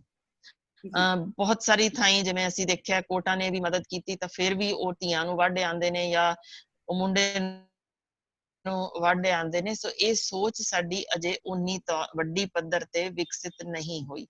ਪਰ ਇਹ ਨਹੀਂ ਹੈ ਕਿ ਅਸੀਂ ਇਸ ਸੋਚ ਤਬਦੀਲੀ ਨਹੀਂ ਲਿਆ ਸਕਾਂਗੇ। ਦੇਖੋ, ਜੇ ਗੇ ਮੈਰਿਜਸ ਤੱਕ ਦੇ ਵਿੱਚ ਐਕਸੈਪਟੈਂਸ ਹੋਣੀ ਸ਼ੁਰੂ ਹੋ ਚੁੱਕੀ ਦਾ ਮਤਲਬ ਸਮਝੋ ਕਿ ਇਸ ਦੌਰ ਹੈ ਤਬਦੀਲੀ ਵਾਲਾ, ਜਿਹੜਾ ਇੱਕ ਥਾਈਂ ਜਿੱਥੇ ਔਰਤ ਨੂੰ ਪਰਦੇ ਦੇ ਪਿੱਛੇ ਰੱਖਣਾ, ਨਿਕਲਣਾ ਹੀ ਨਹੀਂ ਤੋਂ ਲੈ ਕੇ ਹੌਲੀ ਹੌਲੀ ਤਬਦੀਲ ਹੁੰਦਾ ਆ ਰਿਹਾ ਹੈ।